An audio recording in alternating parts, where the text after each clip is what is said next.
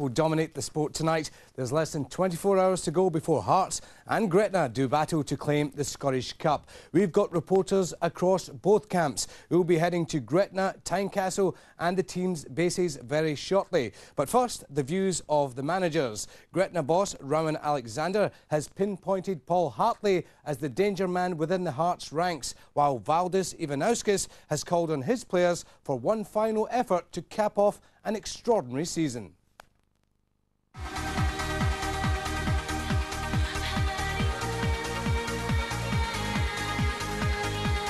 Players knows how important this is for the players, for the supporters. I think it's 35,000–40,000 Hearts supporters coming tomorrow, and it's a big day also for our experienced players. A lot of players don't win cup. It's just staggering, you know, in 4 years in the Scottish League, you know, and just been appointed full members, and we're sitting in a cup final. We've won the championship by 18 points. And sitting in Europe as well. It's incredible, it really is.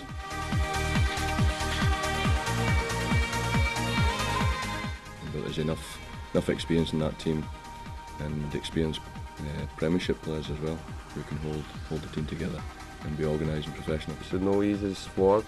It's hard work for the manager, for the players. So respect for Gretna, and tomorrow is final. It's a special day.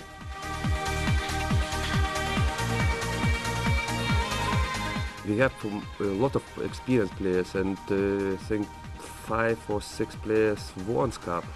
He knows finals.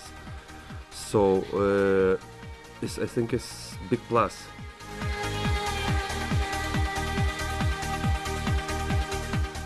They've not been phased one bit this week, and even from the semi-final. They really have been focused. There's not been any nerves or any signs of any tightness or apprehension. You know, honestly, it really is. It's a great bunch of guys to work with.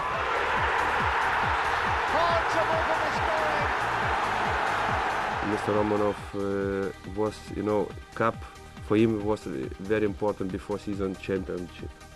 But because we won against Hibs, finally he won't win cup also.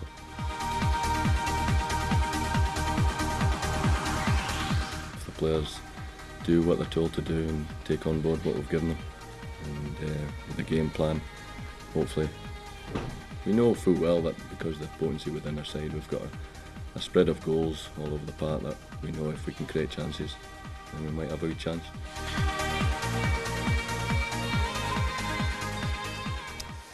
Well, one thing's for sure, the small town of Gretna will be empty tomorrow afternoon as the locals make the trip to Glasgow. As you'd expect, they're in good voice and spirits, and our reporter Nick Dixon is with them. Welcome to Gretna. As you can see, the celebrations are already underway here. It's going to be an amazing match, and it's an amazing achievement for this town and the club. Just think, a few years ago they were playing to crowds of around 60. Tomorrow it's going to be 60,000 at Hampden. We've got the Langham Pipe Band in full swing. Over here, the whole town is out to see us.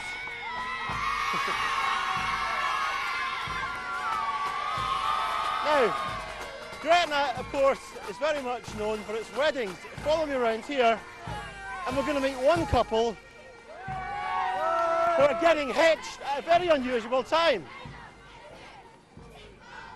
This is Hayley and John. Now, you guys are getting hitched at half-time. How did you get away with this? I don't know, it's just one of those things. I think I'll see the first half first there. I think I'll be late. So, as soon as the ref blows the whistle, you're going to get married? Yeah. Okay. And you're okay with all this? Oh, I'm fine. I'm a football fan anyway, so... So you're going to be enjoying the match as well? I'll be enjoying it as much as anybody else. Okay, well listen, all the best to you guys. Now, the local traders here on the high street are getting involved. Take a look at this. This is the bakers. This is the official Gretna cake. We've got the Gretna buns and the Gretna Empire biscuits. They look good. I'll have some in just a second. And come round here. This is the post office staff. Hi there. Now, this lady here is so proud to have her ticket. Show us your T-shirt.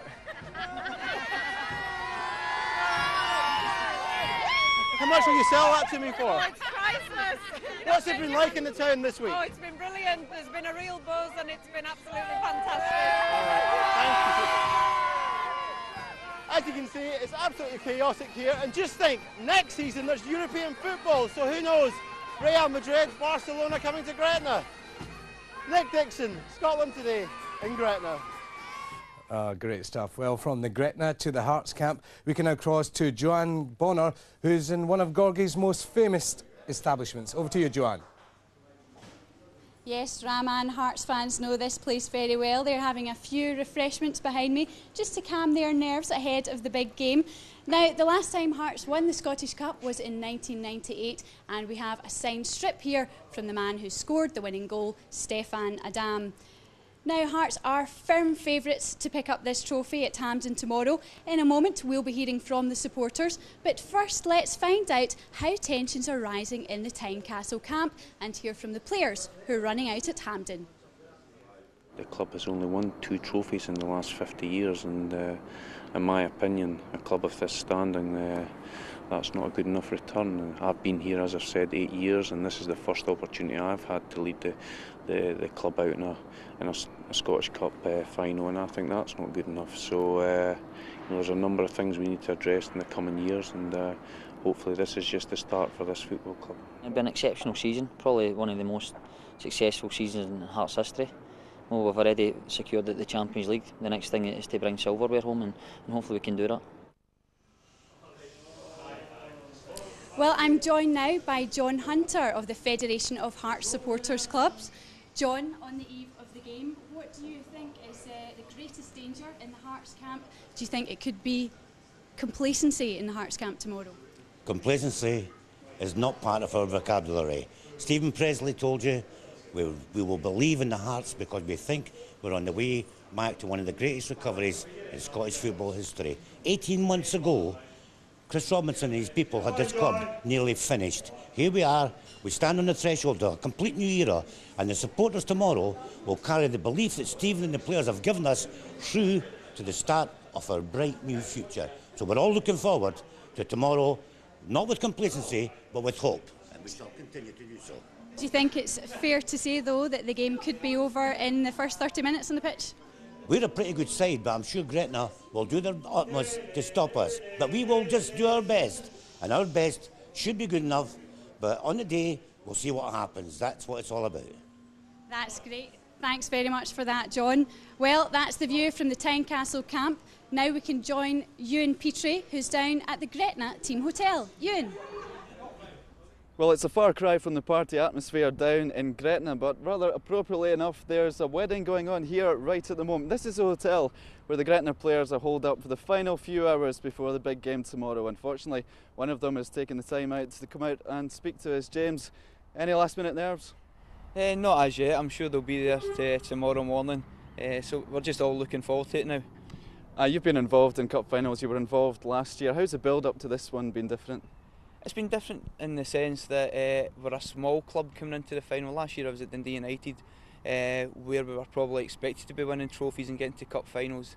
This year it's so unexpected, so I'm going to enjoy it all the more. It's been a fantastic season for you, but it would be capped off quite magnificently by winning the cup tomorrow, would it not? It would be definitely fairy tale stuff, but we're under no illusions how difficult the game's going to be. Hearts are a very, very strong side. And we hopefully will just go there, do ourselves justice and hopefully get the right result. Did you expect at the beginning of the season to be playing European football next year and to be in a cup final like this? Definitely not, Ewan. We expected to probably win the second division, but to get to the cup final and get into Europe because of that, it's just living the dream, as Brooks would say. And the other lads, are they keeping their feet in their grounds? As much as they can. They're all holed up in their rooms, either playing PlayStation, poker, just try to take their minds off it just now. But I'm sure when tomorrow comes they'll be ready as well. OK James, enjoy your day tomorrow. I hope you do. Have a great day out. Well, from here the players will travel up to Hampden around lunchtime tomorrow for what will be the biggest game for many of them in their careers. It's a massive achievement reaching the final in the first place, and no doubt, win or lose, there will be plenty of celebrations tomorrow night. Should be quite some day. Now, Partick Thistle, of course, have